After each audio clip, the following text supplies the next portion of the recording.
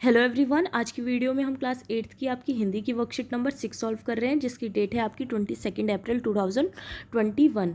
ठीक है, इसमें भी हम जो आपका चैप्टर है बस की यात्रा उसे आगे कंटिन्यू कर रहे हैं। स्टार्ट करते हैं। बस कंपनी के एक हिस्सेदार भी उसी बस से जा रहे थे। हिस्सेदार का मतलब होता है साझेदार, जो लोग होते हैं उन्हें कहते हैं। हमने उनसे पूछा यह बस चलती भी है?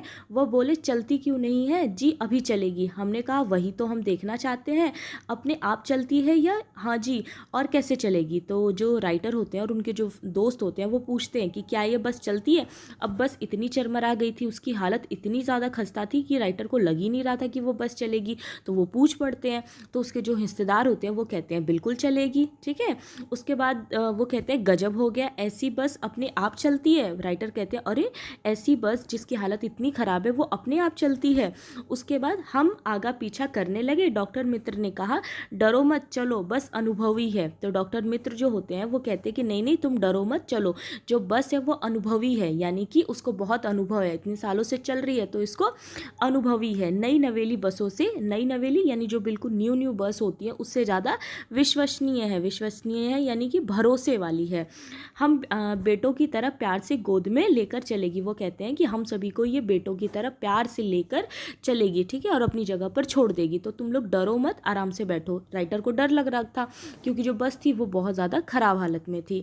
उसके बाद हम बैठ गए। जो छोड़ने आए थे वो इस तरह देख रहे थे जैसे अंतिम विदा दे रहे हैं। तो जब वो लोग बैठ जाते हैं बस में तो उनको छोड़ने आए हुए जो लोग होते हैं वो लोग ऐसे देखते हैं जैसे कि बिल्कुल आखिरी बार उनको देख रहे हैं। उनको ऐसा लगता है जैसे अब इस बस में बैठ गए, पता नहीं अब इनका क्या होगा, इस टाइप की फीलिंग होती है।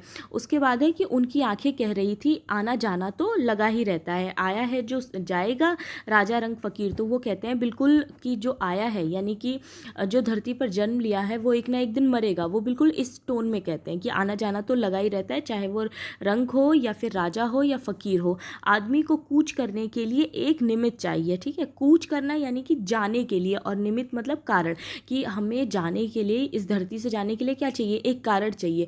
तो क्या पता तुम्हारा जो कारण है वो ये बस ही हो। तो इस तरह से सारे लोग उनको देखते हैं, ऐसा राइटर को लगता है।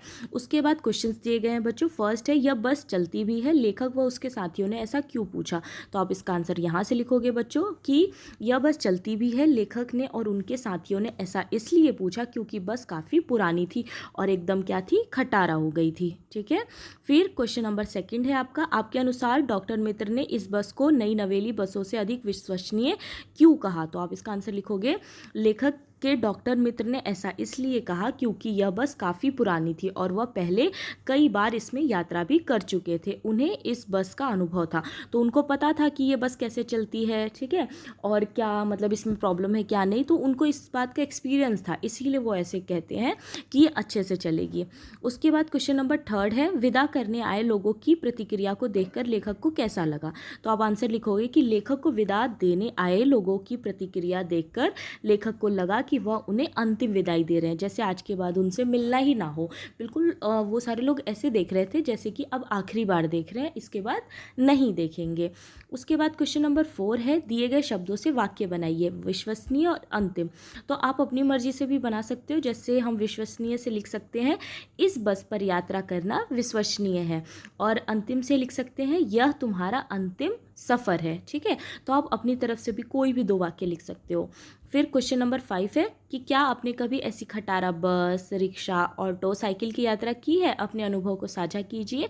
इस कार्य में आप अपने बड़ों की सहायता भी ले सकते हैं। तो आप इसका आंसर लिख सकते हो बच्चों यहाँ से कि हाँ, मैंने भी एक खटारा रिक्शा में यात्रा की थी। वह कभी रुक रही थी, कभी चल रही थी। उसका अनुभव मेरा बहुत ही ख़राब था। ठीक है, तो वो कभी चल रही थी, कभी रुक रही थी, जिसकी वजह से बहुत से लोगों को परेशानी भी हो रही थी। ओके, तो ये थी आज की आपकी वर्कशीट। आई होप आपको अच्छी लगी हो। Thank you so much.